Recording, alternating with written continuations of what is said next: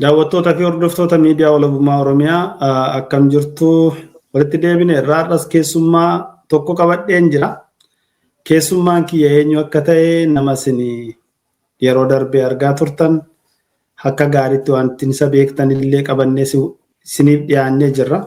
Keessummaan kiyya irraa itti gaafatamaa humnoota tokkummaa Oromoo dhaaba yookaan paartii humnoota tokkummaa Oromoo irraa eenyu akka ta'ee fi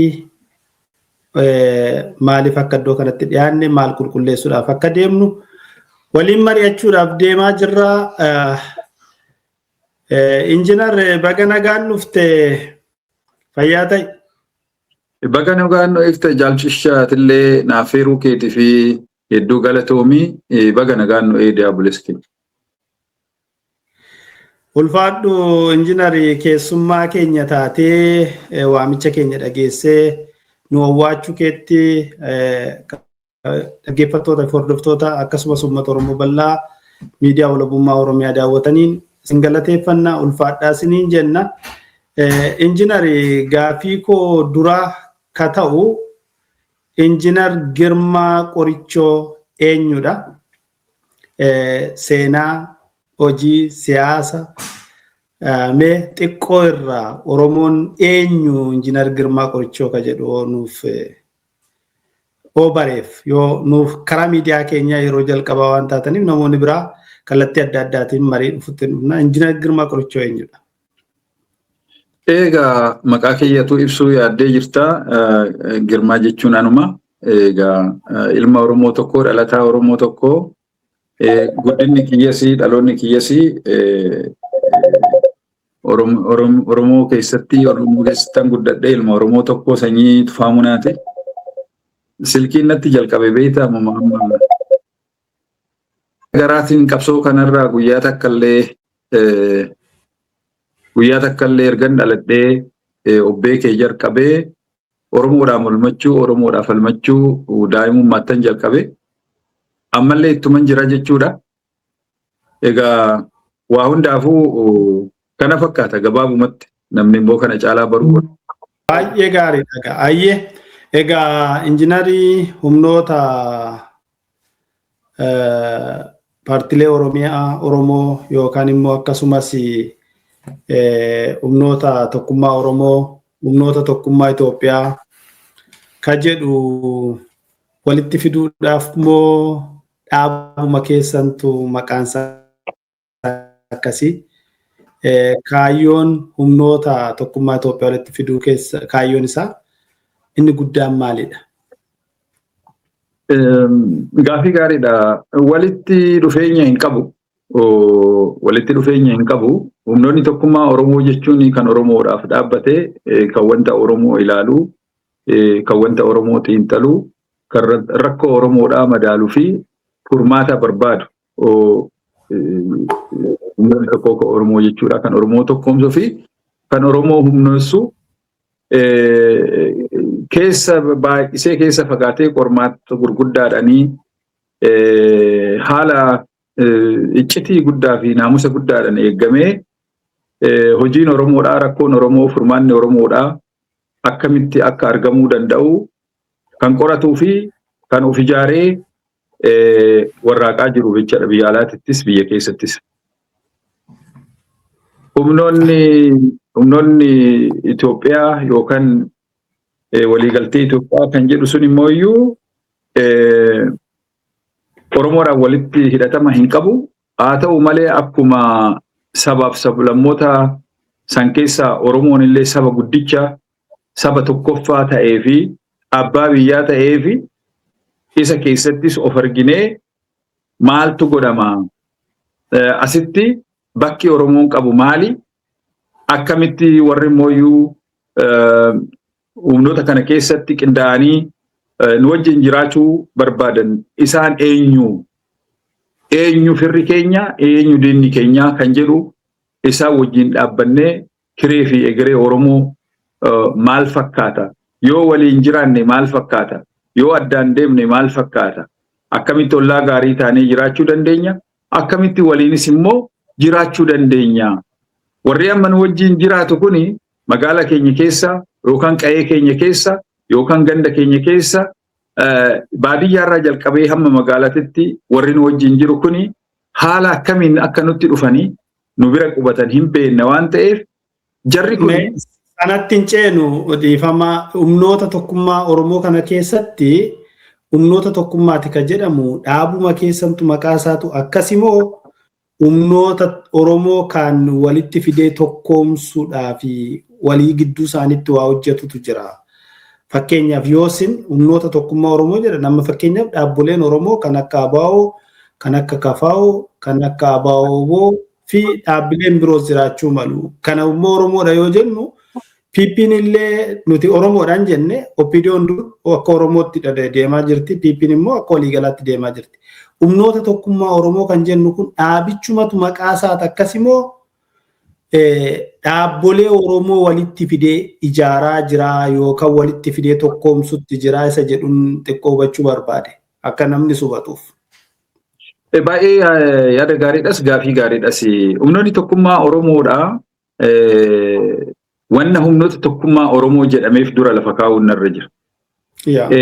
Akkuma argaa jirtu dhaabboleen Oromoodhaa dhaabanii miti kan ijaaramu. Dhaaba nu mataa isaati dhaaba. Adda bilisummaa Oromoodhaa dhaaba jaarmaati. Jaarmaa uummanni Oromoo itti fayyadamu jechuudha. KFO'nis ta'ee kan biraatis.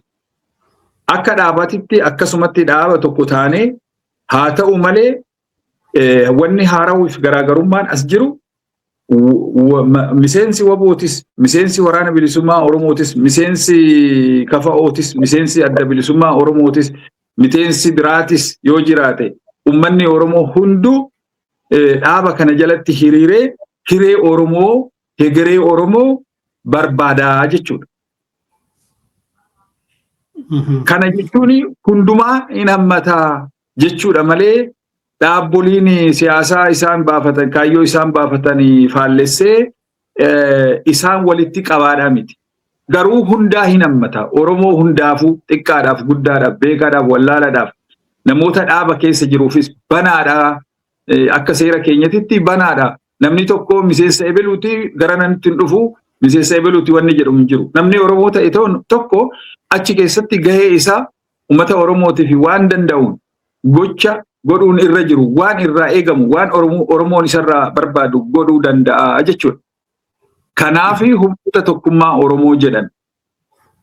Miseensonni keenyatti miseensota waraana bilisummaa Oromoo, miseensota ABO, miseensota KFO, miseensa hawaasummaa hunda isaatu of keessaa qabaa jechuudha. Beektotaa fi hayyoota Oromoota of keessaa qabaa jechaadha. Kana jechuun nama dinqisiisuu, dirqisiisanii nama waamuu odoon ta'ini namoonni kaayyoo dhaaba kanaa jaalatan hundi isaaniitu homaa rakkoo tokko malee ofii isaaniitiif keessatti qooda fudhachuuf keessatti of arguuf gama keenya dhufanii miseensa hedduu horannee iccitumaa warraaqaa jirra hagammaatitti maaliif iccitiidhaan warraaqnu wanna Oromoo kana hunduu hin busheessa kuffisuu fi diiguuf yaala.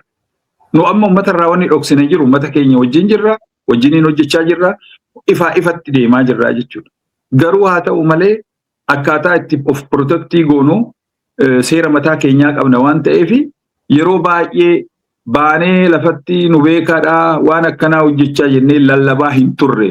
Sababni isaatis Oromoo kana yoo waa tokko Oromoo waa godhachuu yaale manuma keessaa itti ka'a. Obboleeyyanuma keessaa maalee ati waan akkasii nyaattee ani waan akkasii nyaanne jedhee walitti ka'a jechuudha. Kanaaf kanarraa kan ka'e haala kanaan malee kaayyoon isaatis kaayyoo ABO WBO'tirraa adda waan ta'e miti. Walumaa galatti waan Oromoon hambuu fi waan Oromoon itti deemu hegeree Oromoo barbaaddachuu fi maqaama jijjiirre malee dhaabni kuni adda miti dhaaba biraatirraa kaayyoo warroonni biraa qaburraa adda kan ta'e miti jechuun mu yaala. Kanuma waan jedheen gaanatti fakkaata. Gaariidha. Gaafileen silaallee ani waan kanarratti fakkeenyaa fi akkuma Oromootti dhaaba Oromoo tokkotti dhaabbolee Oromiyaa Oromoo ka biyya keenya keessa jiran guutummaasaa walitti qabee akka oromummaatti akka eenyummaatti ka keessummeessudha jechuudha walumaa gallisa. Fakkeenyaaf dhaabni Adda Bilisummaa Oromoo akeeka mataasaa danda'e qaba. KFO'n akeeka mataasaa danda'e qaba. ABO'n akeeka qaba. Sirna qabu, seerota mataa ofii qabu, galma qabu. Fakkeenyaaf ABO'n gaafa hundeeffamu Adda Bilisummaa Oromoos gaafa hundeeffaman Oromiyaa walaba taatee ijaarrannaa ka bilisa taatee ijaarrannaa ka jedhu qabu. Akeekni isaanii sana ture. Yookaan immoo hiree ofii murteeffachuu uummanni Oromoo walabaa fi bilisa ta'ee biyya mataa ofii gonfatee booda hiree isaa murteeffatee akkaataa ittiin bulu irratti waa gochuu danda'a ka jedhu.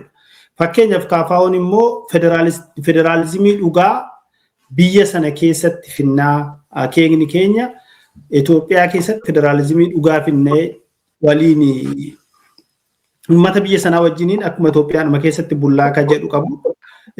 Dhaabboleen sin akkuma amma ilaalaa jirutti dhalli Oromoo biyya sana keessa jiru akkuma kana dura gaaddisa Oromoo jedhanii dhaabbolee Finfinnee keessatti OPDOs kan of keessaa qabu, ABOs kan of keessaa qabu, KFOs kan of keessaa qabu, dhaabbolee garaagaraa kan of keessaa qabu gaaddisa Oromoo, gaaddisa paartilee yookaan dhaabbilee Oromoo jedhanii sanaan wallatti fakkaate fanii waa kana akka ifa ta'u barbaade. Yoo sanarraa akkasumatti dhanatti fakkaatas moo sanarraa adda waan qabu qaba? Lakki asirratti xiqqoo wanni sirraa'uun irra jiru nuti kaayyoo dhaabbolee biraa intu mataa keenya kaayyoo qabna. Nusi akkuma dhaaba biraa akkuma Adda Bilisummaa Oromoo kaayyoo Adda Bilisummaa Oromoo kaayyoon keenya adda miti. Nusi Oromoo walabummaa barbaanna.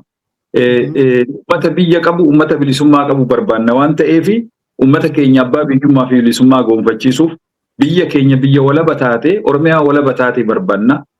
Kuni daawwatii keessa, waannoo keessa, gaafii keessa hin galu jecha. Dhaabbolee biraatis ilaalchi isaaniitii fi waan isaan yaadan yookaan kaayyoo isaanii sanii hin tuffannus hin deeggarra akka Oromootitti jechaadha. Haa ta'u malee karaa jiru immoo karaa keenyanii olterneetiifiin gaariin kunoo asii sababni isaatillee kana jennee lafa keenyee karaa saniin immoo abbaan fedheyyuu miseensa dhaaba kanaati miti nutti hirmaachuu hin danda'u. Miseensa ebiluuti jedhee hin danda'u. Oromoo hundaafuu kan banaa ta'e waan ta'eef kan humna qabuu fi kan geettii fi dandeettii qabu hunduu itti hirmaataa jechuudha waan biraati miti.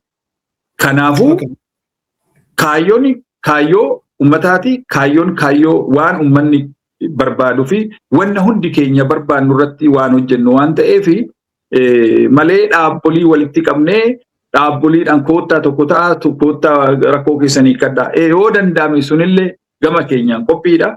Haa ta'u malee ummata bal'aa walitti qabneeti balbala bannee ummanni bal'aan rakkoo isaa ofiisaatii ilaallatee malaa fi fala ofiitillee ofiisaatii akka ilaalamutti godhuu fi dhaaba kana haala kanaan qindeessinee haala kanaan dhaabne jechaadha. Dhaabni kun damee siyaasaa qaba, damee tikaa qaba, damee aadaa qaba. Hunda isaa guutuu qaba akka pileerii akka mootummaa tokkotti guutuu qaba jechuudha. Maaliif kana goone? Hojii keenya akka seeraan hojjechuu dandeenyu irratti akka hubannoon jiru wanni hojjetamu Oromoodhaaf akka bu'aa argatutti namoota biraa wajjinis diilii kan goonu loojikii jiru qabaannee namni tokko yoo nu bira jiraate keessummaan tokko yoo nutti dhufe yoom nurraa gala keessummaa san amma keessummaa lamatu jira. Tokko keessummaa dhufee hin deebine boo'aaf dhufe intala narraa fuudhee gaafa sadaffaa maaloo salistii jedhasanillee achuma oolee achuma bulee yoon ani sirbu na qarqaaree qonna kiyyas mana kiyyas haadha manaa kiyyas hundumaa narraa fudhatee achitti hafu sana otoo hin ta'in keessummaan akka dhufetti galtii akkamitti keessummaallee ofirraa galchinaa. Uummanni Oromoo aadaa kana seenaa kana ani hamma kana jedhee wanni ibsu hin jiru hundi isaatu hin beeka uummanni Oromoo jecha. Argitee keessummaa kaleessa dhufee manni kunis kiyya haati manaa tunis tiyyaa ana jalaa baatee sitti galtee jedhu ofirraa gaggeessuu akkamitti dandeenya? Akkamitti immoo yoo wajjin jiraanne immoo ollaa taane yookaan immoo walitti dhiyaannee jiraachuu akkamitti dandeenya kan jedhullee humnoonni tokkummaa Oromoo bal'inaan gadi fageenyaan qoratee harkaa qabaa jechuudha. Kana fakkaata. ulfaadhu engineer. Okay, marii fi fakkeenya marii walta'insatu jira. Humnoota Itoophiyaa Oromoo irratti fakkeenyaaf dhiibbaa akkamii qaba jettanii yaaddu? Fakkeenya farra tokkummaa Itoophiyaa yookaan yeroo adda addaatti dhaabbileen Oromoo baay'ee isaaniitu humna walii gidduu isaaniitti humnoonni adda addaa ni dhalatu. Baroota adda addaa keessatti humni amma adda bilisummaa Oromoo humnoota walitti fidee dhalche tokko qaba. Ka Noorweetti waliigallee irraa jedhaa turan ka akka Gimboo Sabattiifaa warreen booddeellee isaan keessaa ba'anii kan akka ONLF warra kibbaa kana paartilee adda addaatu walitti dhufa. Yeroo dhumaas gabaabaa keessatti bara 2022 waan akkasii ABO'nis humnoota tokko wajjin gara Washington DC'tti waa waliigalee qaba. Yeroo ammaa kanas keessas immoo humnoonni akka cimdoo waan akkasii jedhaman yeroo isaan dhaabbilee Oromoo wajjin waliigalle jedhamtu jira. Aga ammaatti milkoominni humnoota kana wajjiniin yookaan itti fufee argamiin jiru.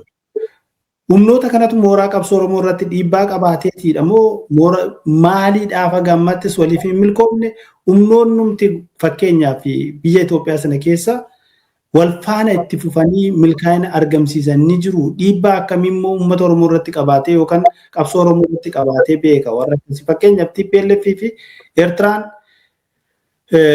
adda bilisummaa Oromoo wajjin bara chaartera uuman ofii isaanii humnoonni kaabaa kun walitti deebi'anii booda adda bilisummaa Oromoo dhiibanii humna biraas ka warra Westernis itti qaxxanii. Har'as wanti sana fakkaatu tokko jira. Waan akkasii kana akkamitti ilaaltaati? Ani bakka lamattan addaan baasee ilaala kana. Waliigalteen kamiyyuu bu'aas qaba, dhiibbaas qaba. Haala uummanni Oromoo dabarseef waggaa 150 yeroo 4 yeroo 5 uummata jiile, uummata gowwoomsan waan ta'eefi waliigaltiin godhamu hunduu otoo marii uummataa qabaatee, marii hayyootaa qabaatee, walumaa galatti uummanni itti amanee waan uummanni mataa ofiitiin abbaan dhimmaa uummata ta'ee waliigaltii kamiyyuu mariidhaan wanni godhamu bu'aaf nuu qaba. Ammoo waliigaltiin addatti ebiluu jaarsa keessa akkanaa keessa jira, ebiluu maaliidha jedhamee namoota dhuunfaadhaan waliigaltiin dudda duubaan godhamu nuufi gadheedha, dhiibbaa guddaa nurraan gahaa jechuudha. Kana namni hunduu hubachuutu irra jira. Maaliifi abbaan biyya sanii Oromoodha. Biyyan qabduu bahi biyya kanaa jedhamee nama dhiibamaa jiru waan ta'eefi waliigaltii kamiyyuu jara akkasitti si dhiibu san keessaa bayi deeme biyya kee keessaa kan jedhu qa'ee kee keessaa nama si buqqisuu danda'uun barbaaduun waliigaluu hin dandeessu yoomiyyuu. Haa ta'u malee dura wal karaa biraatitti wal fiduu dura waliin haasa'uun akka uumaa namaatittis akka dhaabaattis wama jiru waan ta'eef maaliif ebil wajjin haasoftaa maaliif ebil wajjin dhaabbattaa otoo isa dhiifne kallattiidhaan itti deemne maal barbaaddanii kunoo amma mana wajjin jiraanne amma achi immoo walii kuuf deemna maal walirraa qabna kan jedhu wal gaafachuun dirqama waan ta'eef isaan wajjin illee ijaarsa isaanii keessa seennee achitti hoogganummaan jechuun nu ofii keenyaaf miti nu filatanii ijoollee Oromoo yaada ciccimoo qabanii achi keessatti hirmaachisanii haasaa jirra malee nuyi fedhii Oromoodha, intarastii uummata Oromoodha, intarastii keenya yoomiyyuu dabarsinee takka hin kennu. Kana ani tanaan durallee waan ani irratti mormaa ture abbaan fedhe waan fedhe haa haasa'u, abbaan fedhe haala kamiin haa qabsaa'u. Ani akka nama tokkootitti dhaabni ani hoogganus Oromiyaa walaba taate barbaada. Oromiyaa walaba taate argachuuf immoo qabsoo hadhooftuu godhamuutu irra jira. Eenyu Oromoo keessatti kan qabsoo hadhooftuu sana gaggeessaa jiru? Waraana bilisummaa Oromooti. Waraanni bilisummaa Oromoodha har'a haala akka ajaa'ibaatti nama onnachiisuu fi abdii fi egeree Oromoo jiraachisu irratti qabsaa'ee itti cichee waraanaa jira, kufee kuffisaa jira, diina barbadeessaa jira, diina mataa gadi qabachiisa, nummoo mataa ol qabachiisaa jira jechuudha. Kana hamma danda'u manni Oromoodha wanda inni hin dandeenye hin jiru yoo walii galtiidha. Ebeloo akkasii ebeloo akkana maali akkana waan baay'ee elementarii ta'ee fi waan walitti illee nama naquu hin dandeenye qabannee deemurra yoo namni tokko dogoggora qabaate nama san kara sirriitti deebisanii yoo hayyuu tokko dogoggora sanirraa akka baratu uummanni ofii beekaa ofii jabaa ofii gorfatee badii inni deeffatee waan barbaadu san argachuun uumaan illee waan jiru nuyi kana dhabne kan nu diigu malee kan nu ijaaruun agarre kan qabsaadha jedhee naaroziminnati nurratti adeemsisee akka uummannis nu jibbu godhu malee wanta biraa hin agarre. Kanaafuu malli fi falli nuyi dirqama nama biraa eeguun hin jiru itti dabarree ofii keenya hojjennee hojiidha waa agarsiisuun nurra jira jenneet ummata itti dibbannee ummata wajjin hojjechuu qabne dhaaba kamiyyaarru ani amma kana jedhee waliin madaaluu hin danda'u dhaabni hunduu dhaaba Oromooti jedhee yaada waan ta'eef miseessas kan qabu yeroo amma deeggarsa kan qabdu kana garuu gara biraatiin beekumtiin qabu homaa rakkoon hin jiru maaliif nu Oromoo taanee dhalannee eenyutu anaan Oromoodha Oromoo miti naan jechuu danda'a waan Rabbi irraa fudhadhe kan waan Waaqayyo naa kenne kan Oromoo ta'ee dhalachuu kiyyaaf hedduun gammada. Kanaafi Oromoodha waa godhuudhaaf immoo nama kamirraa beekumtii sin barbaadu ayyama sin barbaadu. Ofiifan ka'ee yoon danda'e maallaqaan yoon danda'e dandeettii kiyyaa waan humni kiyyaan danda'uun bakka jirutti waan gumeechuun narra jiru waan qabsoontu narraa barbaaddu godhuun narra jira. Whatever politika haa ta'u qabeenya kennuu haa ta'u beekuma waan qabaadde beekuma kiyyaa waan tokko diizaayinii godhee pilaandii godhee akkanatti yoo hojjetame karaan kun nu baasa jedhee uummata kiyya wajjin haasa'ee uummata kiyyaaf waa hojjechuun mirga uumatis waan ta'eef kanatti bobba'e. Warroonni waan kanarratti absoluutiin milkooftanii kan nuun jedhe Amaaraa miti Somaaliidha miti Oromoodha duraan dursee jechuudha. Hin milkooftanii nuun jedhanii Oromootu fuulaan nutti dubbata. Kuni wallaalummaa guddaadha. Namni tokko waan gaariidhaan yoo gadi ba'e yaa obboleessa keenya maali yaadni keessanii isin eenyu namaan jechuun akkuma amma nu gaafattan kana waan bareeda ture. Haa ta'u malee akkuma beeytanii wallaalummaa guddaatu jira. Wallaalummaan guddaa jiru waliigaluu dhabuudha. Hayyoota meeqa kan Afrikaadhaa ta'an hayyoota gurguddaa beektota biyya Itoophiyaa jedhamtu sanii miti biyya Afrikaa jedhamtu biyya 54 kana ani maqaa isaanii doon dha'e barbaachisaadha garuu hin dha'u asirratti maqaa isaanii hayyoota gurguddaa beekamoo qaama kaniyyuu kan hin madaalle qabdi Oromoon beekaa warra barate warra beekaa Afrikaa keessatti warra tokkoffaa ta'e hayyoota tokkoffaa qabde Oromootu harkaa qaba. Hayyoota kanatti fayyadamuu hin dandeenye. Because adda deeman hunduu akka ilmoo bofa. Ilmoon bofa sagalee wannoo godheeti yoo hiike takka yoo baase takkitti sun waan olii gadi utaaltuuf isee hordofee deema jecha. Akkasitti dubbiin keenya nurra ture. Xannachi kun nurra ture. Gabrummaan nurra ture. Miidhaan uummata Oromooti irratti ture jecha. Okay, itti deebina waan baay'ee kaafnee uummata keenyaaf waan qabdan waan jiru waliin mari'anna. Waboo humnoota siyaasaa Oromoo waliin hariiroo akkamii qabdu yoo mee kanarratti maal jettu?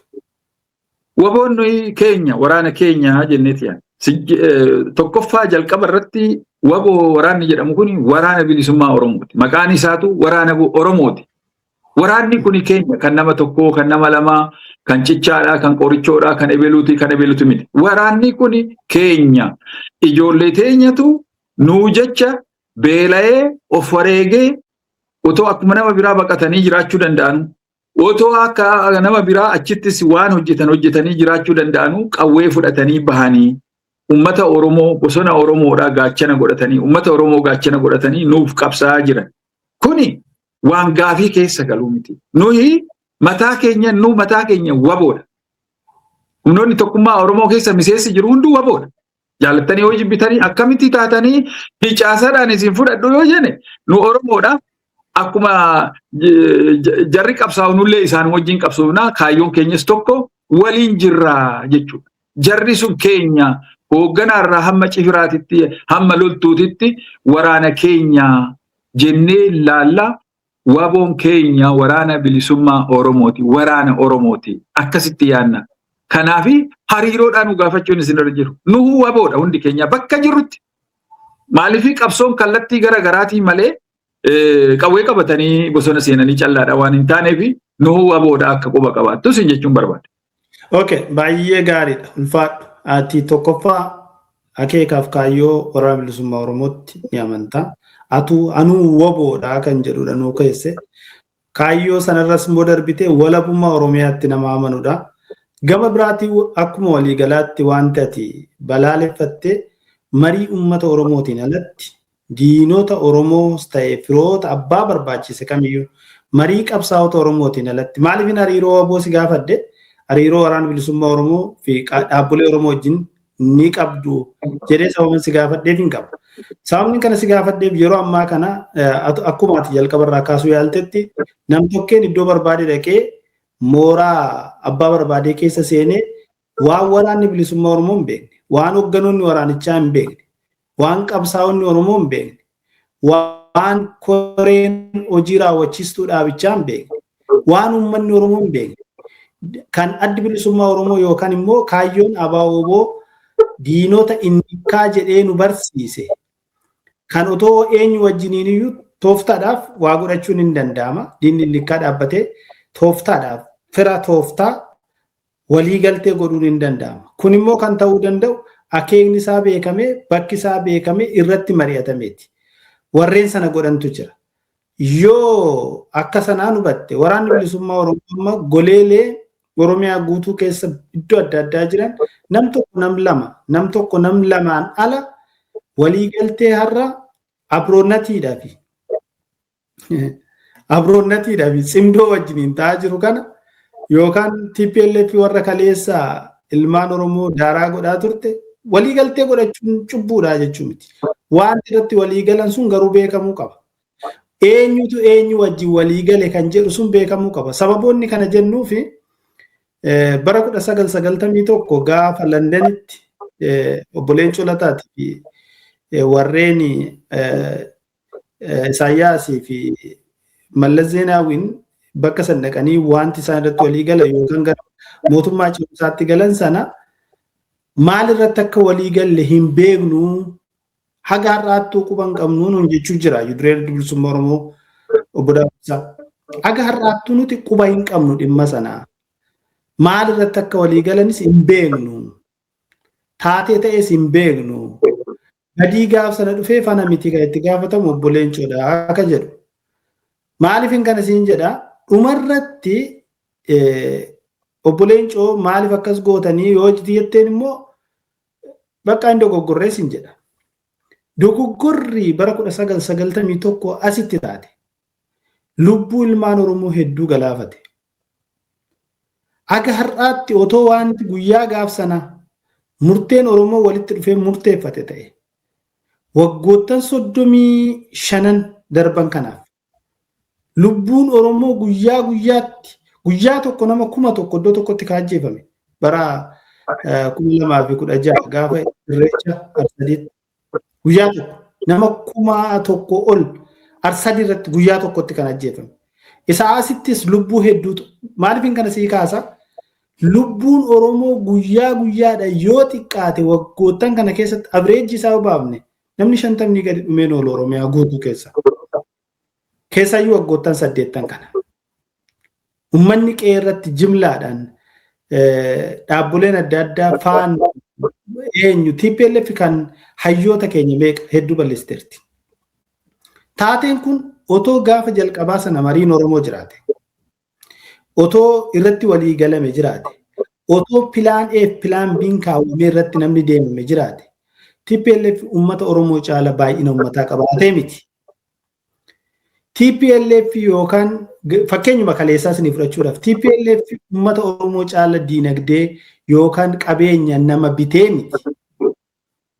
TPLF maaliidhaan caalte sammuun nu caalte, tooftaan nu caalte, malaan nu caalte, gamnummaa nu caalte. Gamnummaa nu caalte waggaa 27 nu bulchite. Uummata guddaa kan gaafsan uummata miliyoona 2 taane. Yoo xiqqaate Oromoon gaafsan miliyoona 35, miliyoona 40 ta'a. Uummata amma kana ga'u waggoota amma kana dogoggora guyyaa tokkootiin dogoggora marii malee deemuutiin kun hundi dhalateera.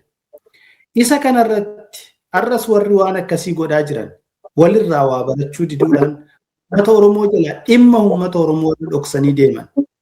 Kana maal jetta yaada kana maal qabda akkamitti hubatta?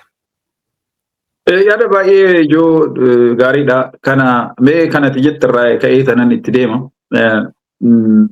Warri amma nu gowwoomsanii waan kaaniif kaan dhiibbaa garaagaraa egaa waan isaan nu goone hin jiru asirratti kana jennee nu miidhamaadha waan taaneef warra miidhamaa kanatti akkana jennee himuu hin dandeenyu. Maaliif miidhama keenya hundi keenya hin beekna waan ta'eef jechuudha. TPLF qaamni jedhamu kun sammuudhaan nu caaleetii miti obboleessa keenya. Beekumaan nu caaleetii abshaalummaadhaan Oromoo caaleetii miti. Kana beekuun sirra jira. Wanni inni nu caalee waa tokko farda bitatee nurra gulufuu waan danda'eef abshaalummaadhaan miti amma kun. Faradoo nu keessaa bitatee faradoo keenya nurra gulufu. Warra harreetaa biteeti harreedhanii. Warra faradoo bitatee nurratti gulufu kana maal akka farda kana malaan bitatan erga beekanii fakkeenyaaf nus akkuma isaanii qabsaa'ota qabna, hogganoota qabna, hajajoota qabna, nuti faradoo isaan bitatanii nurra gulufan kana maaliidhaan faradoon isaanii sun bu'aa buuseree erga beekumsaan yookaan malaan nun caalle ta'e. Yaa obboleessa koo yoo malaan caaluudhaan miti nama tokko karaarraa fuutee mee gola haadha keetii natti agarsiise yoo jette namichi sun yoo fuudhee gola haadha keetii agarsiise no chance. Golli haadha keetii sun beekame akka barbaadetti dhiibbaa barbaadan godhuu danda'an jechaadha. Nuyi kan nu ajjeese Oromoota ani hin beeku dhiigaan haa ta'u lafeedhaan haa ta'u garamii akka dhufan hin beeku. Oromoodhaa gara laafina dhabanii har'as kan argitu kana kan nu ajjeesaa jiranii, kan nu mancaasaa jiranii, kan nu buqqisaa jiranii, kan Oromoodha jedhanii jireenya keenya mana hidhaa godhanii, uummata keenya buqqisanii ashuffeetti hambisanii, ilmoo haadha ajjeesanii ilmoo irra teechisanii. Har'uma mootummaan kun fakkeenya gaarii ta'a Oromoodha jedhanii wal lafa ka'a. Kan nu balleesse nu Oromoodha malee Oromoo sammuu dhabee Oromoon gowwoomeeti miti kan akkasitti yaaduun sirra hin jiru. Kanaaf Oromoo gaafan jedhu hogganoota akka sanatti naa godhu naagalee jira. Uummata Tigraay hunda miti kan waan sana nurratti hojjete. Hogganoota gaaf sana wal faana jiran fakkeenyaaf Leencoo Lataa wajjin kan jiru Mallasii fi Isaayyaas Afawarqiiti. Miti. Mallasii fi Isaayyaas Leencoon nuyi jechuudha gaaf sana. Mallas TPL warra Eertiraa Tigraay bakka bu'e. Isaayyaas immoo warra Eertiraa bakka bu'eetiin dhufe. Isaanis uummata isaanii bakka bu'an kunis nu bakka bu'ee iddoo sana jiraa jechuudha. Kanaaf eenyutu eenyuun caale gaaf sana warruma santu caalee nu biteemi. Ila sammuudhaaf yoon ta'e jara amma naayamtu kana hundaa Leencoo Lataati caala. Leencoo sammuun isaa nama tokkicha akka nama 10 ilaalamu. Sammuu wanni jedhamu hin jiru as keessa. Leencoon sammuudhaan jara kana hunda isaanii caalaa jechuudha. Har'allee kaleessallee. Leencoon hirma Oromooti. Oromoodhaaf bakka bu'ee deeme garuu beektaa namni 3 namni 2 yoo nama tokko miidhuu ilaale miidhaa hamaatiin ragaa tokkichi addatti falmatu suni. Kana jechuun otoo Leencoon nama biraatis dabalatee uummata isaatiin mari'atee waan irratti mallatteessan otoo hin mallatteessin uummata isaatii ifa godhe iftoominni odoo jiraate silaa uummanni Oromoo hin gowwoomus humna saniis hin dhabu waan isaan mallisanii noo jedha. No. Qalama tana lamaaniin dhaabsiisa ture. Garuu of jaalattummaan ani beekadha. Uummata Oromooti anatu beekaa, anatu bulchaa, anatu kan na godha kan jedhu qabsaa'ota keenya keessa habiitiin akkanaa amalli akkanaa waan jiruufi kuni taane har'allee wanni ta'aa jirru isuma irruma deebi'aa jira.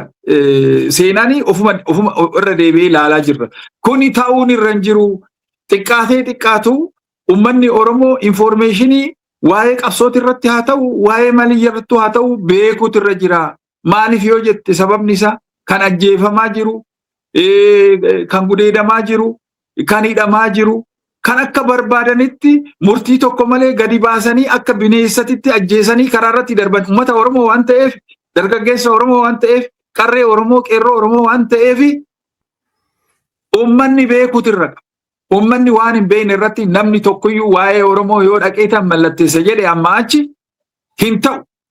Kanaaf humnoonni tokkummaa Oromoo kana carefully dhiyeenyaan laala waan godhamu kana hunda waa'ee Oromooti irratti uummata isaa wajjin dhaabbateeti lakki yaa jaran karaan kun karaa sirriiti miti karaa sirriititti koottaa jedha. Yoo san ta'uu baate waan godhu hin beeka qaamni kun jechuudha. Qaamni kun anaa miti nama miliyoona lakkaa'amutu jira miseensa amma kan qabnu namni tokkoyyee akka nu beeku hin barbaannu.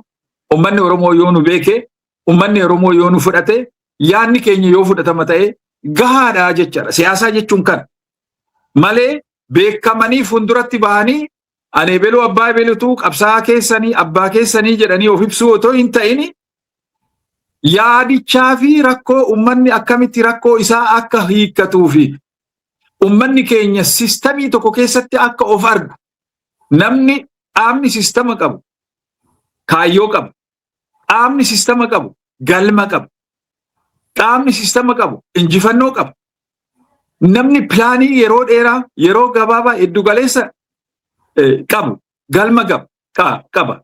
Kanaaf yoo namni tokko ani hoogganaadha jedhee callisee umurii isaa guutuu waa godhachaati jireenya isaa jiraachaati uummata isaa keessatti of hin argine uummata isaatii waa hin goone akkuma anaafsi amma haasofnu kana haasofnee gaafa kompiitarri cufame hunduu cufame uummanni wanni dhufuuf wanni argatu hin jiru yaabbileessa kee. Qabsoon asii miti kan jirtu qabsoon bakka biraa jirti. Qabsaanis bakka biraa jira jecha. Yoo qabsaa san hin nyaachifne hin obaafne hin hidhachiifne qabsaa sanirraa wanni ati eeydu wanni ati barbaaddu tokko illee hin jiru. Dubbiitu akkas ta'e kana jijjiiruuf deemna. Of kenninee hojjennee hojii keenya san ijaan arguudha. Maaliif ebelu dubbifta? Maa bakka akkanaatitti argamte? Maa bakka akkan namni akkana namaan jedhu nama keenya callaadha namni biraan jiru. Ani namni ani addunyaa kanarratti hin dubbifne siyaasaadha jedhu namni tokkicha isaa dhiyaatu. Warruma keenya hin dadhabe. Ijoolluma teenyatu tuffii guddaa namaa qabanii ilaalchi isaanii faalladha.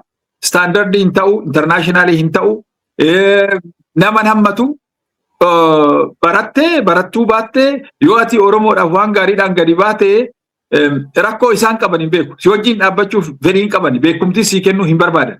Bakka kun hin jirretti hoogganaan kumaatamaan yoo jiraate, beekaan yoo kumaatamaan jiraate bakka tokko galuu hin danda'ani.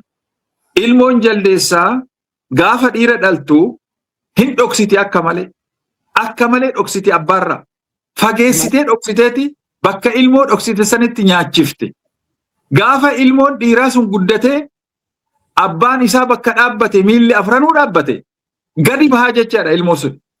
Gaafa ilmoo sun humna godhatee gadi bahe abbaan ittiin bu'u yaa obboleessa kee. Yookaan sakandii takkatti micciiree ajjeese.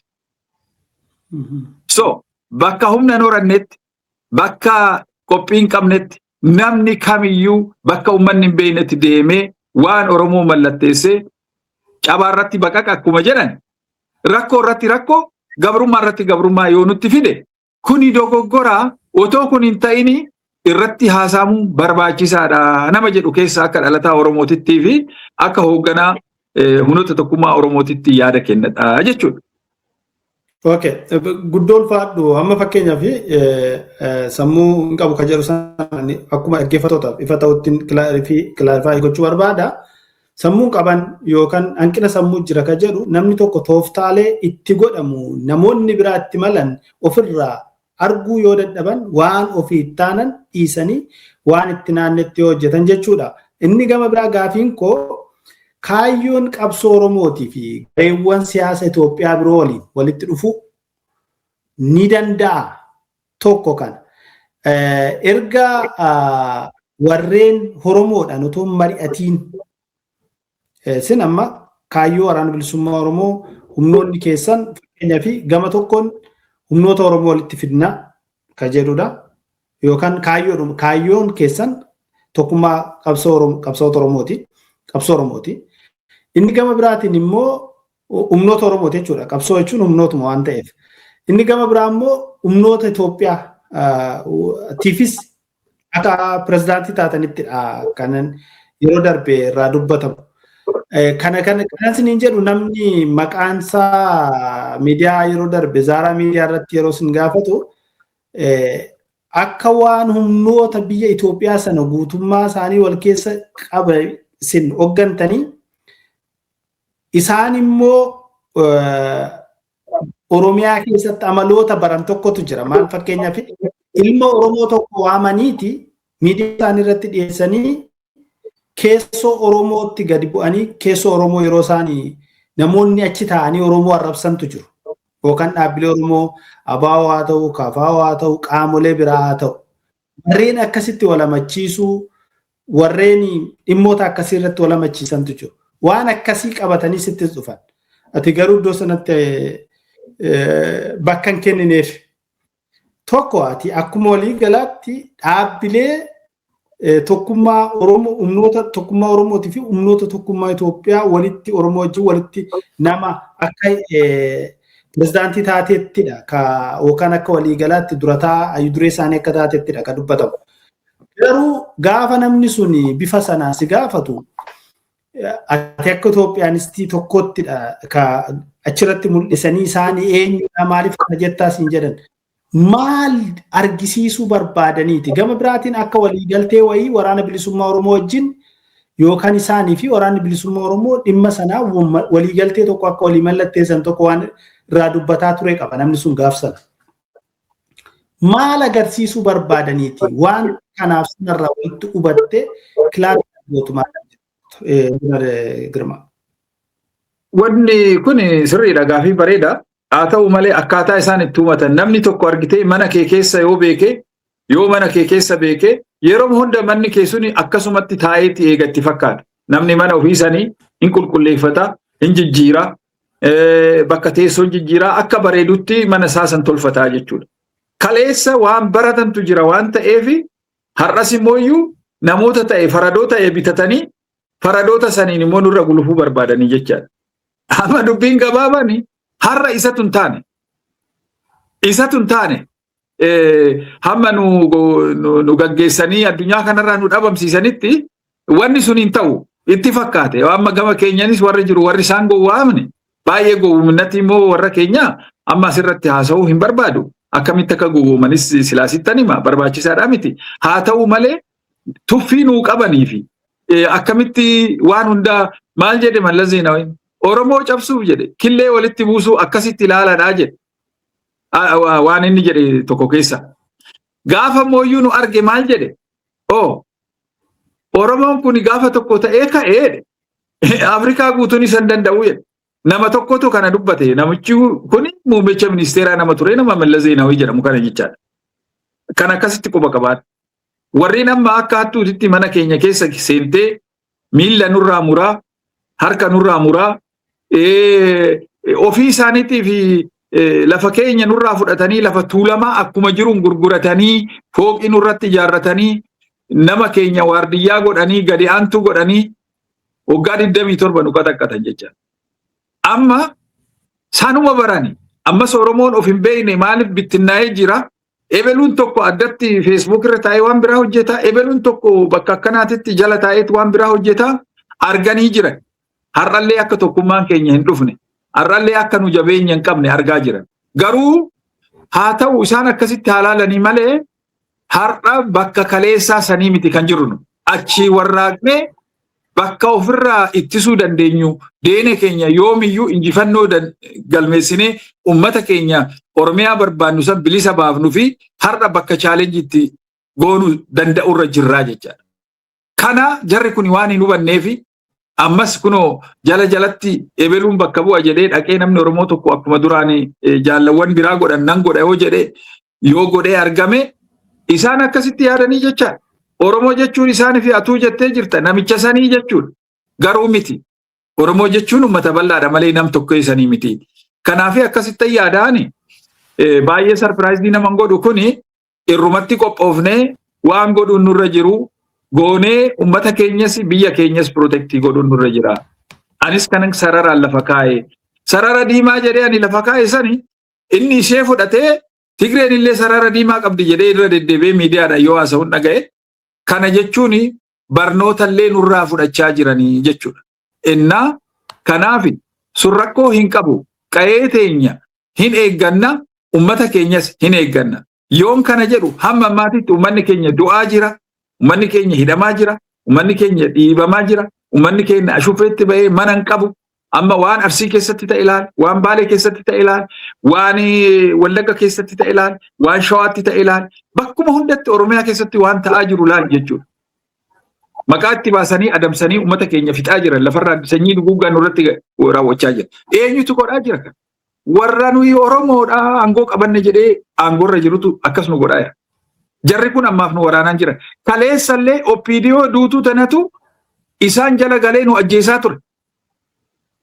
Hin irraanfanne san hin beeyna. Hin beeyna kan nu ajjeese nama keenya, kan balbala keenya, qa'ee keenya, gola keenya fuudhee isaan galchee warra dinnichaa fi qaaquu addaan hin beekne nutti fidee nu nyaachise. Isaan tafkii fi injijjii irraa gadi buuse nuummoyyuu tafkii fi injijjiin akka nu nyaattu tufaanni akka nu nyaatu mana hidhaatitti kan nu godhe namuma keenya obboleessa kiyya. San immoo amma achi hin ta'u ani wanni asirratti gadi qabee fageenyaan yaada kiyya ibsachuu danda'u akka Oromoo akka dhalataan Oromoo tokkootittis akka jarmaa kiyyaatittis baay'ee kan jala sararee amma achi waan akkasii uummata Oromoo keessatti waan hin deebine waan ta'eef kuni uummata jiilee waan ta'eef uummanni jiilee jira waan biraa hiikkaa biraa hin qabu uummanni jiilee waan godhu hin beeka waan ta'eef dhumaatii fi wareegama guddaatu nu eeggata waan ta'eef namni waa'ee Oromoo na ilaala jedhu Oromoodhaan mari'achuu xiqqaa guddaadhaan mari'achuu wal quba qabaachuun baay'ee barbaachisaa akka ta'e asumaan ergaa kiyya dabarfadha.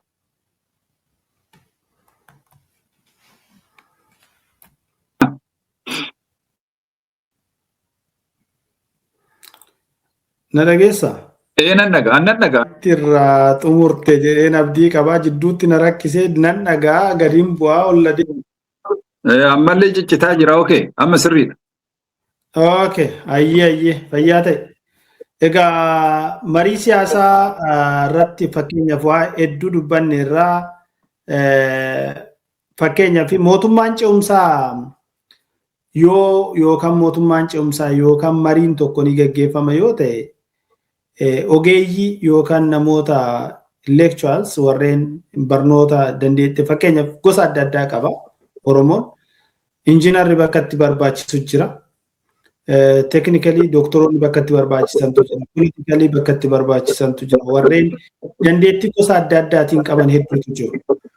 Mootummaadhumti ce'umsaa tokko yoo ijaarame Oromoon fakkeenyaa fi biyya alaa kana keessattis ta'e iddoo adda addaatti namoota waa beekan ofitti dhiyeessanii wajjin mari'achuun hin jiru. Nam tokkotu bakka hunda qabee iddoo hundumaayyuu. Fakkeenyaaf yoo biyya keessaa fudhannee dugda isaa duuba waan jiru hin beeknu ka doktora ta'ee doktoroota dhimma fayyaa irratti barsiisu Piraayim Ministeeridha. Ka dirree qonnaa dhaqee waa'ee lafaa fi biyyoo barsiisu Piraayim Ministeeridha. Injiinarii irratti ka barsiisu Piraayim Ministeeridha. Barsiisota yookaan leekcharoota yuunivarsiitii leekchar godhu isa. Dhimmoota akkasii fakkeenya waa hunda keessa galanii warra hojjetantu jiru. Biyya alaa kana keessattis yookaan immoo akkuma dirreetti nama tokkotu dhimma qabsoo Oromoo yeroo ammaa kuni waggoottanuma 56 darbanii waan akkasii godhaa turan. Nama tokko mariin hin jiru hayyoonni wajjin mari'atanii yookaan uummata bal'aa wajjin wanti mari'atamee godhamuu hin jiru. Mootummaadhumti ce'umsaa tokko yoo murteeffame yookaan namni silaa waan ittiin ce'ee biyya isaa ceesisu yookaan waan irratti mari'atu qabaate ogeeyyotaa fi hayyoota Oromoo hammachuun qabu oo hammata ta'e immoo akka kamiin hayyoonni Oromoo immoo akka kamiin silaa akka kamitti walitti gurmaamanii silaa dhimma qabsoo Oromoo irratti akka isaan bu'aa buusan yeroo dhimmoota biraa dhaqanii bukeessan hayyoota quban qaban namuu waanuma hunda keessa galee yookaan uummata Oromoo yookaan beektota Oromoo ogeeyyii wajjin wanti mari'atamu hin jiru. Dhaqaniituma bukeessanii ka'anii gaafa riizaaltiin isaa feelii ta'e uummata Oromoo irratti rakkoon sun dhufa. Otoo mootummaan ce'umsaa ni ijaarama ta'e hayyoota Oromoo paartiilee siyaasaa fakkeenyaaf akkuma simamma tokko humnoota tokkummaa Oromoo jettan humnoonni tokkummaa Oromoo akka waliigalaatti paartii ce'umsaa keessatti mootummaa ce'umsaa hayyoota fi ogeeyyota qabatee ta'uu danda'u. Ni jira akkamitti? Gaafii gaariidha kun baay'ee salphaadhasi. Oromoon yoomiyyuu mootummaa ce'umsaa haa ta'u, biyya bilisa barbaadu tana haa ta'u, wanta biraatu haa ta'u, duraan dursee Oromoon xiqqaa fi guddaadha. Sadarkaa jireenya sadarkaa gadaanarraa kan jiru amma olaanaatitti warri jiru Oromoon akka Oromootitti kabajaa fi jaalala walii qabaachuutu irra jira. Kuni dirqamas miti haa ta'u malee Oromoo safuu qaba, aadaa qaba, duudhaa qaba. Kanaafi duraan dursee ilmoo namaa kan walitti nama fidu yoo namni wal fedhe keenya gudiin asirratti na tuttuqxee akka haasa'u na godhaa jirta. Harka wal fuudhufu warra waliin akka waan abbaa haadha of walirraa ajjeese jara kaayyoo gangalatanii diina bira dhaqanii yoggaa gangalatanii harka miti miila dhungatanii obboleessa isaa sanii wal dhabanii garuu waan xiqqoo irratti waliigaltii yookaan haasaa irratti waan yaraa tokko irratti waliigalanii harka wal fuudhuu harka wal lagatan jechaadha. Kuni qaanyii guddaadha. Warroonni akkanatti deemanii fi ilaalcha akkanaa qaban kuni walitti deebi'anii dhiifama wal gaafatanii qulqulleeffatanii namni hunduu beekumtii ofiitiin. Ani sitti mee durattis namni amma Oromoo siyaasa Itoophiyaa keessatti gahee qabu hin jiru. Gosni kamiyyuu hin jiru, sabni kamiyyuu hin jiru. Akka Oromootitti siyaasa Oromoo keessatti durirraa jalqabee hamma ammaatitti kan garba ta'eetiin biyya san ceesisaa ture. Kan dhaqee waraanee biyya san akka Itoophiyaa jedhamtee jiraachuu kan godhaa ture Oromoodha. Har'allee san garuu hoogganoonni Oromoodhaa waa tokko namni tokko hoogganaa yoo jedhame hiikkaa hoogganaa ani walitti namatti himuu hin barbaadu. Ani hoogganaadha miti hoogganoonni keenya jiru bakka hundatti kabaja guddaan isaaniif qaba, jaalala guddaan isaanii qaba. Isaan yoo na jibban dhimma isaaniiti. Dogoggora amma kunis. Maaliif wanni itti na jibbaniif sababni tokkollee hin jiru. Ani ilma Oromoo tokko dhalataa Oromoo tokko yoo wallaalaa ta'e na gorfatan malee narraa qoonyanyaa'uu narraa fagaachuu kun immoo eessaa dhufe maal qibaaraa yoo naan jedhan wallaalaan anaa miti. Wallaalaan eenyu automaatikaalii jara kana. Argite? Nama ofii hin qabanne, nama ofii hin beekne maal eessaa dhufe dhaaba akkanaa keessa hin jiru kun immoo ergamtuu maaliyyooti jedhee hoggaasii xinneesse kuni hoogganaa miti. Kuni uummata Oromootiif bakka tokko gahuu nama hin dandeenye miti akka namaatitti naasa akka dhuunfateetti. Guruuppiidhaanis taanaan akkasuma. Namni tokko si dhuunfata kan ofii si godhata. Diina keessa illee jabaa qabeeti karaa diina san itti dadhabsiisu barbaada malee nama kee kana fuutee diinatti galchite akka diina fi harree ta'ee tajaajila diina fi kennu yoo goote ati homaa faayidaan qabdu hoogganummaas hin qabdu maqaa san baattee taa'uu dandeessa. Umuriin kee amma faayiliin kee dhuftee waamamutti eeggachuudha malee kanaa ala wanni ati gootu hin jiru. Santu ta'e sun ta'uun irra hin jiru. Nu hoogganoota gurguddaa addunyaa kana bulchuu danda'an qabna. Hoogganoonni keenya maal rakkatan nullee walitti fidanii tokko godhuu dadhaban. Maaliif akkami warra nyaatee hin quufne doon jedhe nyaatee quufuun warra danda'u nun. Warra akkami siyaasarra turee aangoon gadhiifnu jedhee ta'e aangoorra baanee hin beennu kunoo amma waan ta'e argaa jirtan. Warra nutti tolee immoo nutti tolee jiraannee achirraa diduu miti. Garuu gabrummaa waan baay'ee akka nama gootu jireenya keenya keessatti barannee jechuudha. Gabrummaani jireenya mataa kee si jijjiirti, amala mataa kee si jijjiirti, ilaalcha si jijjiirti, garaadhaaf akka bultu si gootii jecha. Namni yoo garaa bira darbuu dadhabe waa tokko godhuu hin danda'u. Namni uummata isaatiin daldalu, namni maqaa Oromootiin bu'aa takka malee kiisii ofii gabbisaati uummanni Oromoo yoo hiyyoomatee waan nyaatu dhabee karaa irratti xanneedhaan du'u waa hin goone. Hoogganni akkasii Oromoodhaaf waa tokko godhuu hin danda'u. Hoogganni uummata isaa wajjin dhaabbatee uummata isaa wajjin rakkatee waan qabu kennee waan dhabes immoo beekumtii isaa saniin dandeettii isaa saniin uummata isaa gorfatee uummata isaatiif waan uummanni isaa hin beekne namni sun hoogganaa waan ta'eef beekaa waan ta'eef waan baratee jiruuf waan biyya bilisa jiru jiraateef diizaayinii godhee akkamitti qabsoon mooraan qabsoo Oromoodhaa gabbatti. Maaltu nu hanqate? Maaliif nama biraatii gadi taane?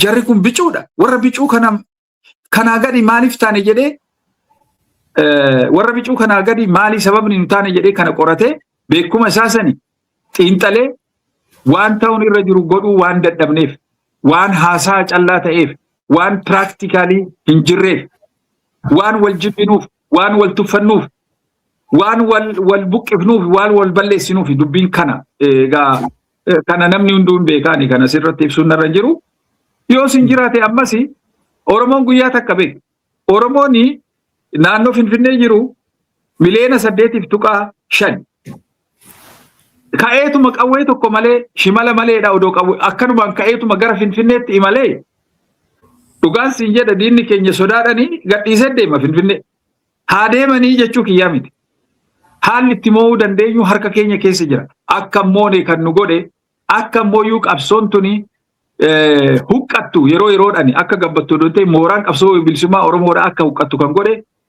eenyu yoo jette atis hin beektaa Oromoodha. Oromoon kanarraa deebi'ee karaa dhugaatiin of ijaaree yeroo gabaabaa keessatti garagalee dhaabbatee of ilaalee karaatti deebi'uutu irra jira karaarraa maqnee jirra waan ta'eef jechuudha. Ebelu ebbaa ebelu nama beekaadha yoo jedhe nama beeka sammuu fachiisuun nurra hin jiru. Okay wallaalaa ta'ee hoggaa argame immoo gorfachuun nurra jira.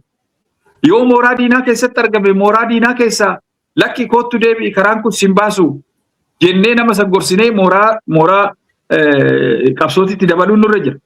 Yoo akkanuma nama balaaleffachaa oolle wal balaaleffachaa oolle tokko cabsaa oolle tokko cabsaa bule wanni finnu hin jiru dhaqii abbaan fedhe bakka fedhetti waan fedhe haa mallatteessu gabra ta'uuf mallatteessa malee yookaan otoo bakka barbaadu sanuun ga'iin karaa irratti ajjeefamuuf mallatteessa malee bakka inni gahu hin jiru kana qubanaa qabaadhu obboleessa.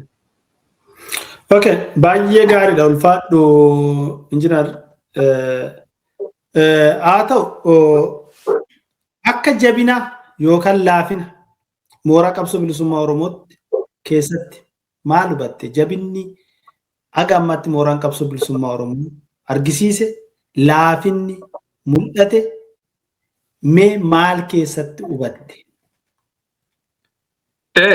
Ani qabsoon Oromoodha adeemaa jiru kuni bakka ture irraa fooyyee garuu dugda kee duuba waan quba qabu mooraa qabsoo bilisummaa Oromoo keessatti baroota asxiyoo keessatti hojii jajjabduu akkaati dirreedha walitti hidhattee waa socho'aa jirtu odeessan quban qaba tarii wanti kun yoo ciiti taate keessaa murree baafna qunnamtii waraana bilisummaa Oromootii fi qaamoleen akka tokko akka jajjabaatanii hojii walitti fideensaan mooraa qabsoo Oromootichuu keessatti mooraa Oromootichuu keessatti wantoota hojjetu guddaa jira jedhama.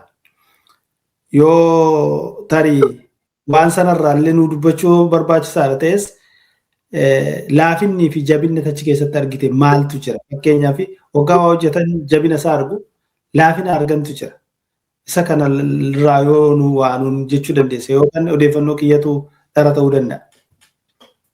Dharaa miti sirriidha. Ani har'as ta'ee kaleessas ta'ee ani ilma Oromoo tokko bakka qabsoo Oromootirraa hafees hin beeku har'ammas hin hafu.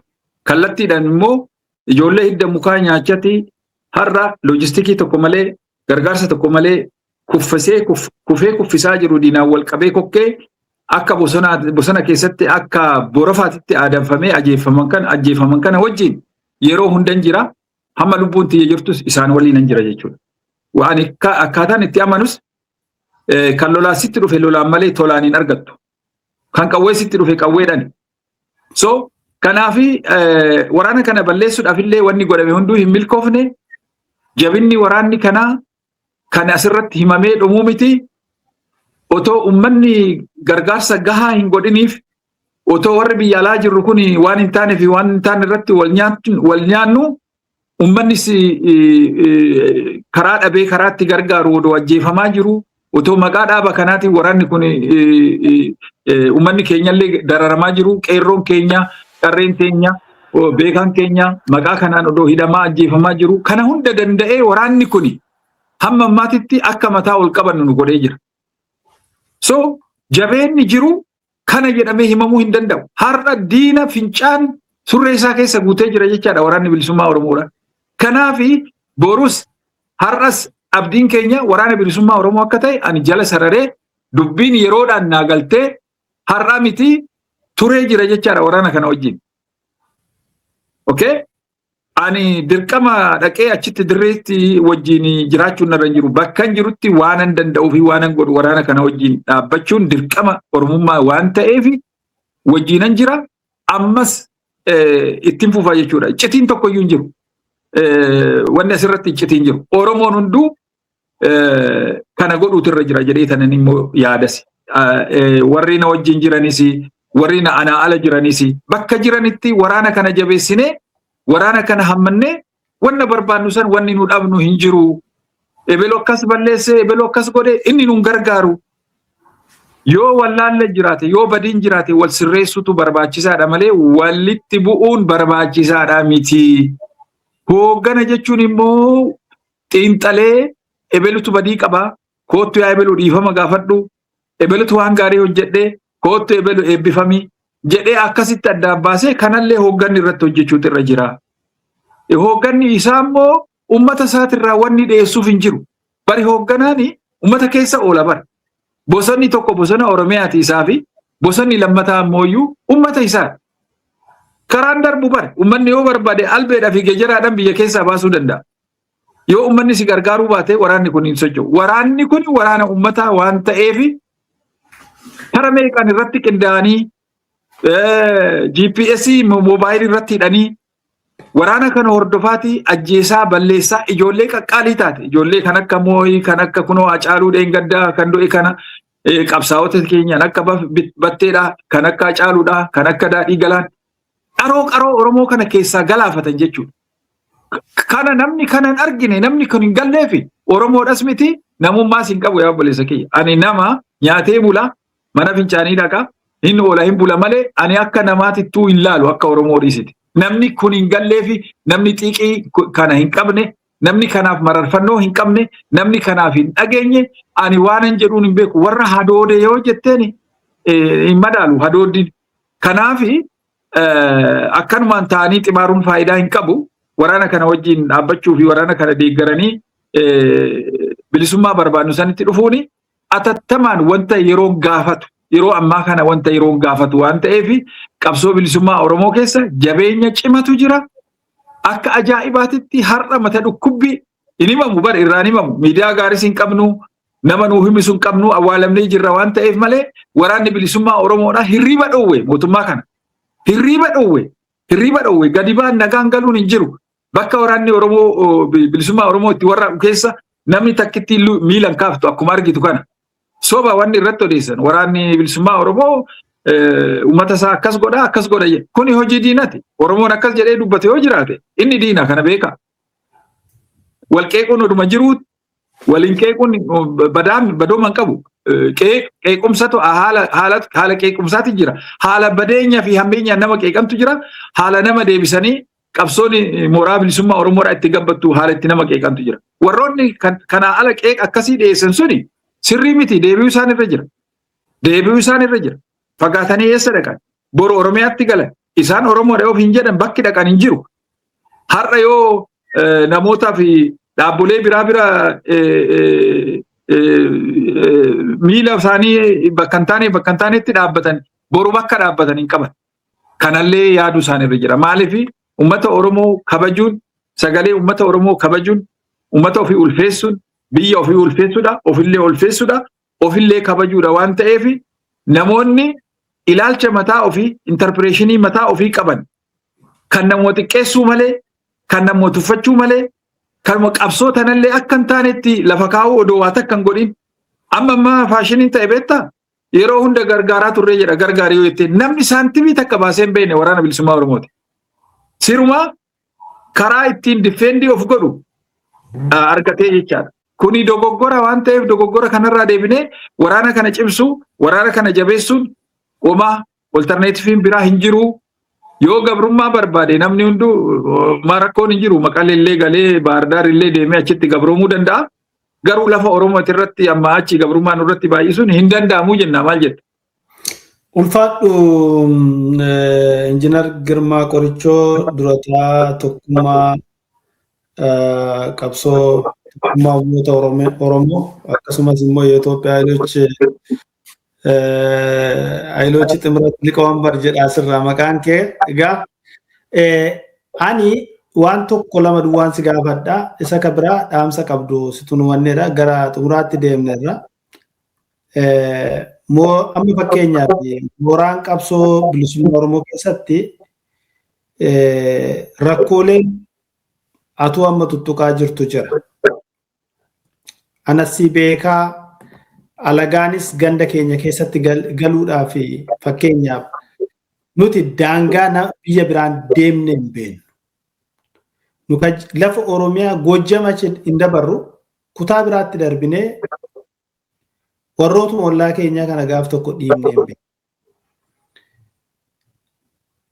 Warri alagaa raayyaa nurraayyuu fudhatanii nuyyuu dubbachuu isaa dhiibne isaan turratti wal lola.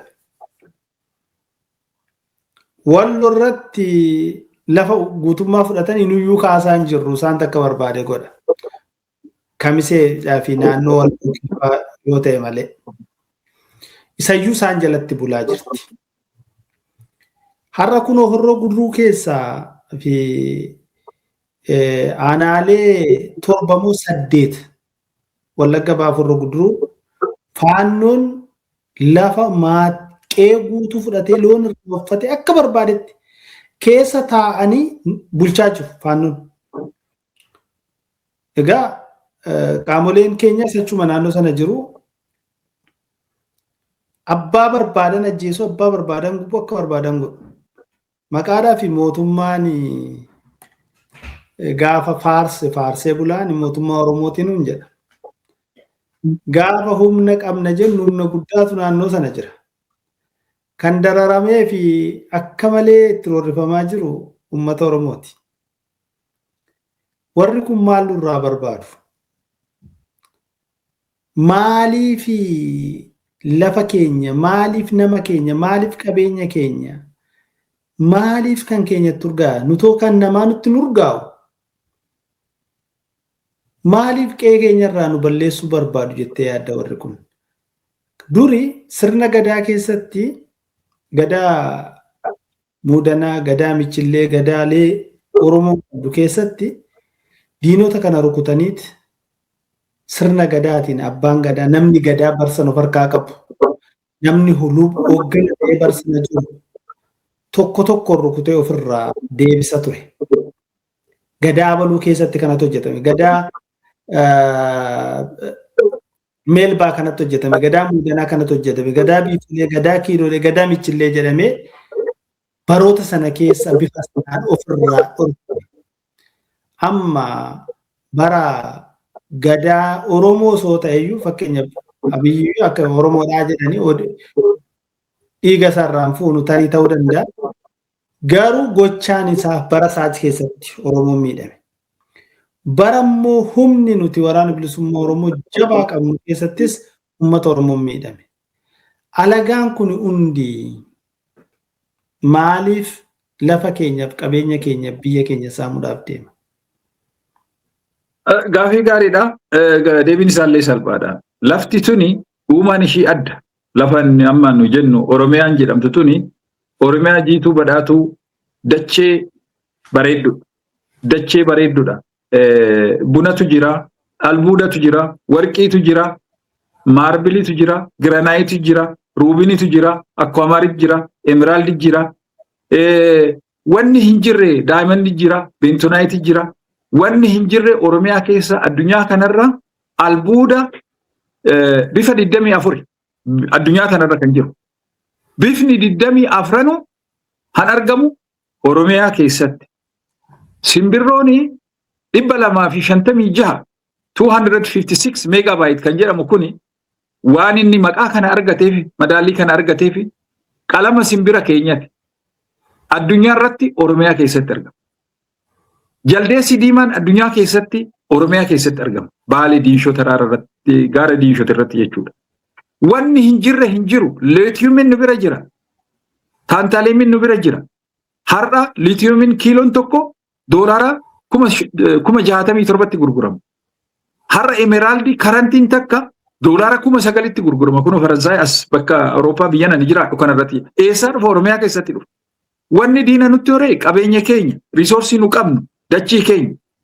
kana defendi godhuu danda'utu nurra jiraadha. Wanni qabsoo godhaa jirruu fi abbaa biyyummaa kana mirkaneeffanna yoo jennu nama biraa miinaati miti. Waan rabbi nuu kenne kana akka Oromootitti nu itti fayyadamuun nu mala malee diinni nurratti dhufee durome mende.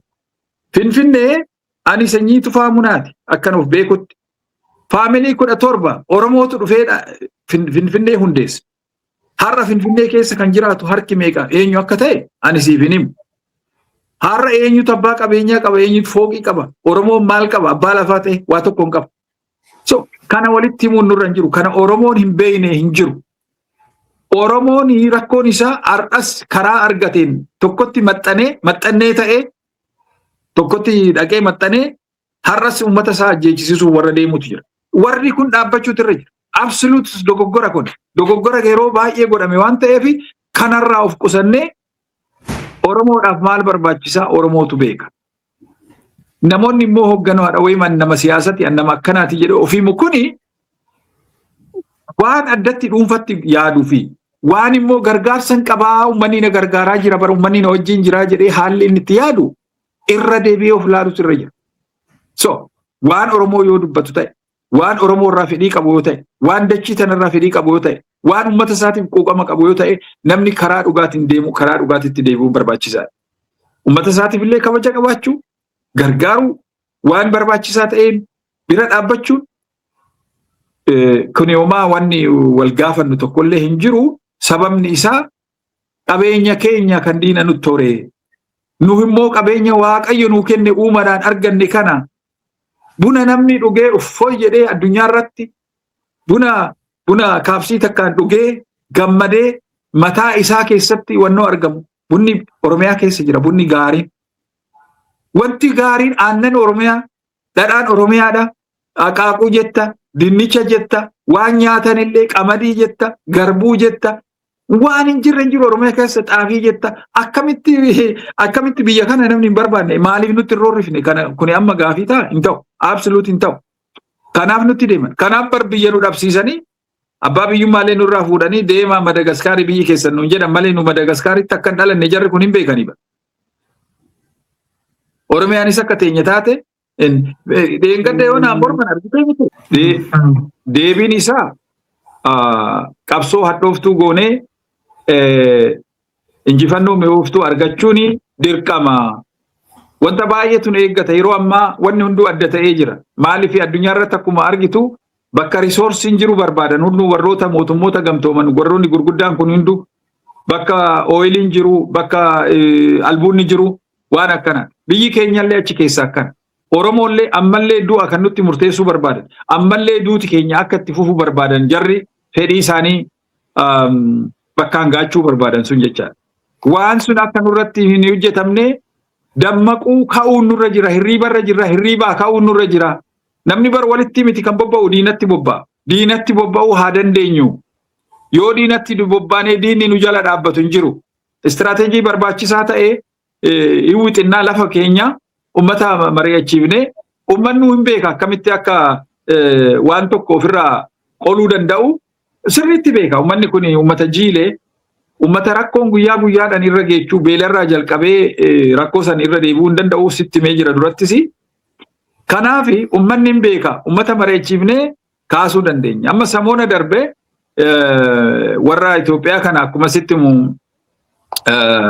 ximratti maaloo kan jedhu kana warri nani biyya keessatti hoogganuu fi yookaan immoo miseensonni kiyya maallaan jedhanii namoonni siyaasaa ebiluu waan yaada akkasii qabanii fincila gabrummaa kadhumaa kaasuuf deemanii no waan akkanaan jiru dura humna horachuun nurra jira dura ummanni wal hubachuutu irra jira. Maaliif ani har'as kalees borus wanni hin barbaadu du'arratti du'a dabaluu hin barbaannu kan nama jedhu keessa ta'u.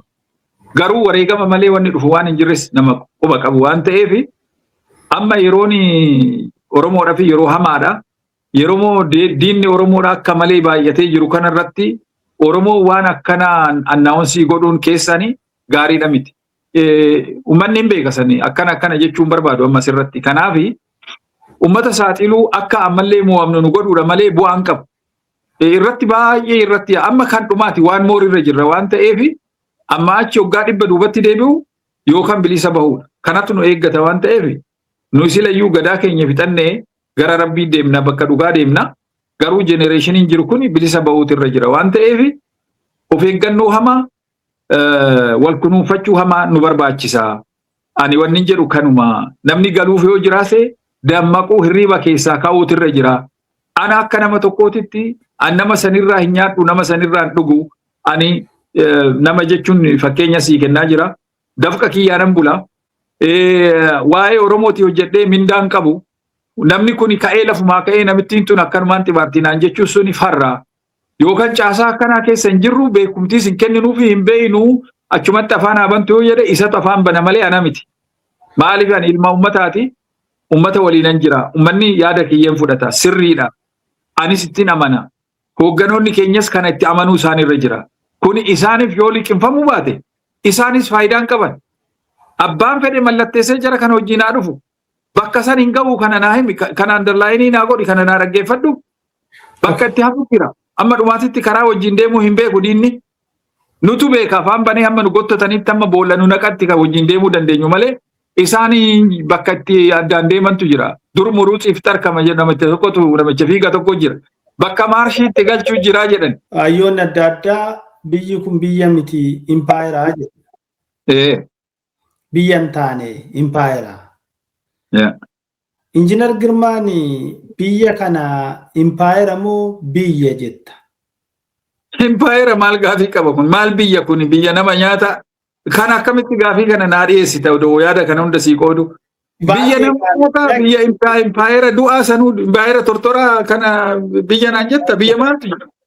Guddaa ulfaadhu injiinar ani xumureera yaada kee daawwattoota miidiyaa walabummaa Oromiyaatiif akkasumas uummata Oromoo bal'aadhaan maal dabarfatta? Baay'ee gaariidha.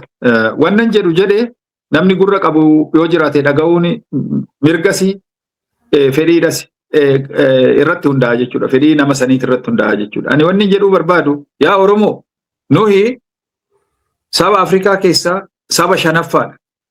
Saba aadaa qabu, saba safuu qabu, saba afaan tokko qabu, saba sirna gadaa qabu, saba beekumtii addunyaa irratti qabu. Afrikaa biyya 54 keessaa Oromoon shanaffaadha. So sadarkaa shanaffa irra jira jechuudha. Saba guddaa kana. Saba guddina afaanis sadarkaa sadaffaadha jedhama. Baay'inaanis guddinaanis aadaadhaanis safuudhaanis shanaffa irra jira Afrikaa keessa. Kana inni wal nu dhabsiisu tokkoffaa illee yoo taane nan gammada. Garuu erguma tiyya dabarsuudha. Saba guddaa kana salphimee jirra. Salphina kanarraa of adeemuun ani amma waan baay'ee dubbachuu hin danda'a, waan baay'ee lafa kaa'uu hin danda'a. San hundi keessanuu hin beektan waan ta'eef sanirra deebi'uun narra hin jiru. Dubbii gabaabaatti warri hoogganaadhaa fuuldura jirru jettu kuni mee jara keenya nu rakkoo hin qabnu yoo sammuu qabaattan Oromoo tokko godhaati gara tokkotti nu ceesisaa. Diina keenya haala itti injifannu pilaanii tokko baasatii gadi bahaa. Homaa aangoon nama murtaa'eef namni kumni qobsaa'ee namni kumni aangoorra hin bahu waan ta'eef aangoos hin dhabdani waan barbaaddan hundaa hin argattani. Garuu uummata kana baraaraa, uummata kana badiirraa, du'arraa, gabrummaa amma dhuftu tanarraa uummata baraaraa. Sambooda biyya keessani kan itti murteessu sini akka barbaaddanitti aangoorrattis biyya keessan keessattis dachii keessan keessatti abaaboo dhaabbatanii fuuffachaatii warqii mormatti naqachaatii buna keessan dhugaatii nagaan kan deemuu dandeessan. Yoo amma waa hojjettani teessanii yoo wal ciniintan teessanii yoo wal qeeqxan faayidaa hin qabu waan ta'eef hojiitti haa bobbaanuu jedhaa kanuma galatooma. Guddaa ulfaadhu Injiinar Girmaa Qorichoo galanni kee bilisummaa ta'uu nama walabummaa Oromiyaa hawwuudhaa fedhuudhaa irrattis hojjechuu jirta. Guddaa ulfaadhu xumureeraanii fayyaa ta'ii egaa yoo gaafii fi yaadni biraa jiraate marsaa biraatiin waan dhiyaaterraa qulqulleessuudhaan walitti deebina. Kanaaf ulfaadhuun siin jedha. Jaachichaatillee ulfaadhu jabaadhu waan jirus quban qabaa. Waa'ee keetis jabeenya keetis alaaluma taa'ee tallaalaa jira. Kuni waan qabsoo keessatti jiru waan ta'eef homaa wanni itti atirraa itti dinqamtu hin jiru. Garuu kaayyoo keetirraa yoomiyyuu hin maqini. Jabaaddu yaa obboleessa kiyyaa waan naaf feerte fi galata guddaa qabda. Galanni kee bilisummaa haa ta'uu siin jedha galatoo. Ayye ulfaadhu fayyaa ta'e. Egaa daawwattoota keenya fi hordoftoota miidiyaa walabummaa Oromiyaa har'a egaa Injiinar Girmaa Qorichoo wajjin gaafiif deebii haala kana fakkaattu goonee jirra. Yaada keessan waan hubattan irraa barnoota gaarii argattu ka jedhu abdiin qaba. Egaa fayyaa ta'aa ulfaadhaa. Nagaatti.